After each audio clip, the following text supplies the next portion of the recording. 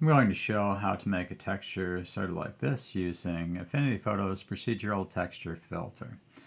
In this case, I was looking for something that's sort of like a piece of industrial equipment that's been scratched up and is rusting away, and the paint is sort of bubbling off here. And I have a number of live filters I'm using, I think 3 different filters. A big part of doing this is having the right gradient map, and I came up with a really nice one. It took some experimenting, but this one has sort of the rusty part down here, the base metal over here, a little bit of rust at the edge of the paint, and then the paint layer going up here. I use different filters for the scratches, and I'm only putting them in selected areas, and then I have the rust sort of bubbling up over here, and so that's a lighting filter or a bump map. So to get started, I'm just going to start with a new document, and I found out I can put if you go over to View, choose Customize Tools, you can, there's a procedural texture tool that you can drag over here, and then you can close that. So before I get started on making it, I'm just going to go over the formulas I'm going to use. The one I used last time was I called metal, and it's a vector, and then I create another vector that has the perlincubic function as its input, and then that is the input for a cell noise, and then I add directional noise using that perlincubic offset. So I don't know how well that works, but it seems to work okay, I guess. Then I had a D in here, and I found that I didn't think was doing as much as it should. So I've moved the D out in front of the perlincubic. So that's the main change I did between these two. The next one I'm using is long Perlin, and this has a couple of features. For one, I put it's rotatable, so I can rotate this. And the other thing, it can be elongated, so I have this E factor that will stretch it out so it's longer in one dimension than in another. And then you can use second V2 based on perlincubic, and then that goes into I'm interpolating between the regular perlincubic and this perlincubic with a V2 as an input. And then there's an offset on that, and I'm multiplying by 2 times B to increase the range or decrease the range of that one. That helps me mix it in when I'm making my texture. And then the last one is a bump map, and so this one, the bump maps are long because you have to have 4 different vectors, each plus or minus Rx and plus or minus Ry, and then 4 different versions of the function you want to do. In this case, perlincubic, so I'll add some texture effects at the end with that. And one of the things I'm doing differently in this one is I'm going to use the selection tool and only put some of these textures in certain areas. Okay, so that's the math part. Now let's go, I'm going to just go ahead and start with a live filter to get started. So procedural texture. I'm going to choose long Perlin to get started, and this is what that looks like. It has it's based on Perlin noise, but you can rough that up. And I was originally thinking metal grain structure when I was doing this one, which it could be used for, but I found that the scratches, it works pretty well for scratches. So although for this one I'm just going to do something like maybe a 3, and I'm going to rotate this a little bit like that, and maybe just put it off to the side here. and then I'm going to close this, and then I'm going to make a new layer that's merge visible, like that. Okay. And I'm going to go back to this one, and I'm going to change it to good metal. And this one has the factors for scaling it. Let's see, I'm going to turn this one off so I can see what it looks like. So I can scale it, and maybe I'm going to bring that up just a little bit.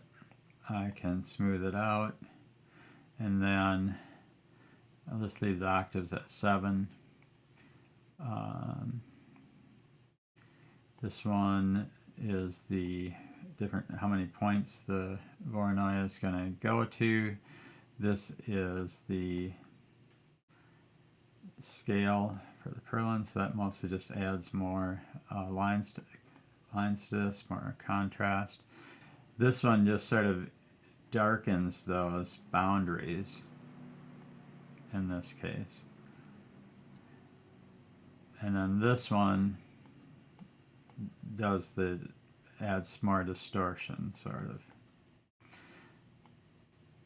The mix goes from this all the way that way, and this, I'm going to turn this, if I turn this all the way down, it's basically a Voronoi pattern, and then all the way up, it's basically a Perlin pattern. So it's just going between those two patterns. So I'm going to get started. Just decrease this. I want it nice and smooth, and I just want sort of a background. I'm going to bring this down a lot, like that. So I want to have sort of just a background pattern, something to, I'm going to build everything else on top of. So I'm going to just leave that like that for now. And then I'm going to add, and this one, a gradient map. So I'm going to do this, and let's see. I'm going to choose this one. If I select this,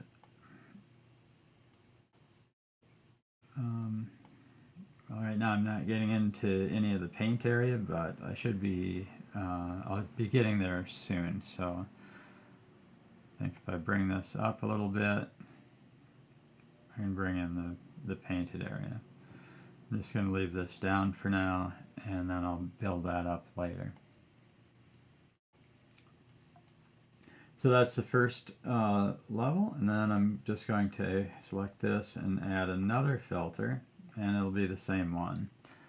And actually, I might have been able to get away with just one filter here, but I'm going to do 2. And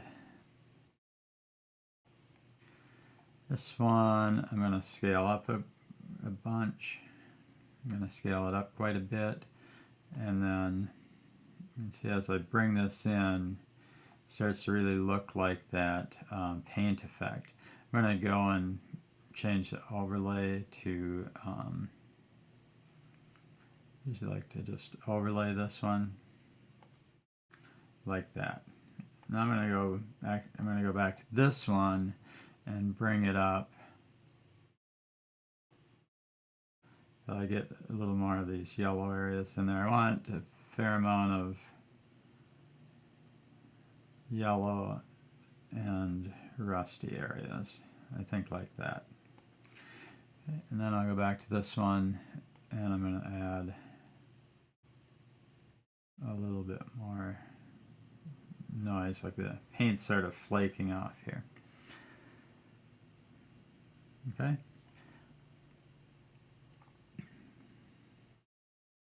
Now I'm going to add some scratches in certain places, and so that's why I made this pixel map up here. So in order to select this, if I try to select this, I think it doesn't do anything. So I can't, it just selects the whole thing. I'm going to hit Control D to deselect that. And then I'm going to go up to this layer, turn that on, and let's see where I want to put these. I would like to put some up here, maybe up here. and so I'm going to have some scratches coming through here. So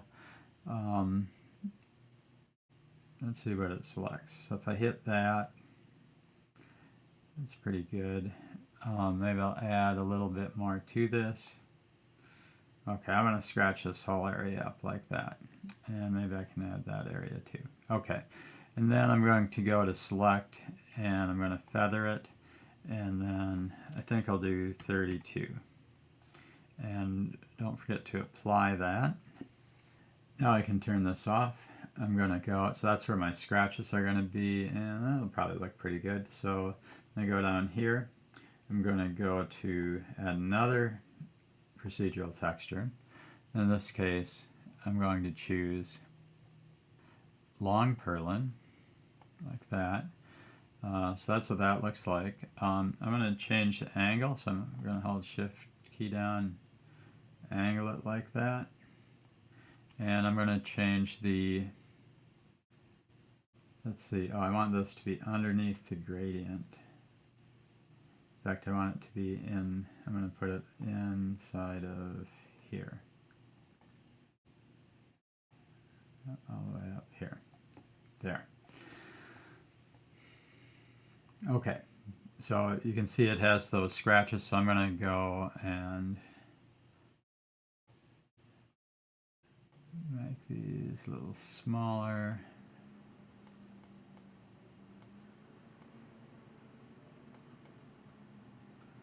Like that. Maybe let me try adjusting a few of these, see how it looks. Maybe like that, and then I'm going to do a I think that looks pretty good. I'm going to just do this soft light on this. Then I'm going to do a Control D to turn that off. So you can see how it added these scratches, and it comes through the paint and it comes through the rust, and I just think that looks really cool. Okay, and then the last thing I'm going to do is to add another bump map, I think up here and maybe over there. So let's do that. But in order to do that, just before I have to get a pixel layer. So I'm going to go and go to Layer, Merge Visible. Now I've got a snapshot of this. And then I think I can use the same one probably. So I'm going to grab some of that, and I'm going to add to that. I'm going to grab some of this rust here. Okay, and some of this rust over here. And I'll leave this one, I won't bubble this one, I'll just leave that alone. Then I'm going to go to select, I want to feather these in, and I'm going to do a 32 feather and apply that. Okay, and then I'm going to go and grab a procedural texture. This time I'll use one of the lighting ones, and I'm going to use one called Perlin texture, so it's just the Perlin noise bumps like that. And I think I set up a preset called bubbling, and so I'm going to do that one. And for this one, it's usually soft light that works pretty well. And I can bring this up a little, and then I'm going to back it off, and then just sort of bring this in. So a little bit of bubbling up here, a little bit of bubbling over here in the rusty areas. Maybe just a bit more to emphasize that. And then I can Control D to turn that off. And that's all I'm going to do for this one. So I've got my metal, my yellow paint, my rusty areas. I got some scratches going on. I can control the angles. And then I've got this bubbling up of the rust and some of the paint over here. Okay, and then I'm going to layer merge visible to capture a snapshot of that. And so then I could save that. So then I can turn all this off. So that's that. If you wanted to save this, you sort of have to save the whole image to get whatever you did here saved. Right, that's all I have for today. Let me know if you have any comments or questions, and thanks for watching.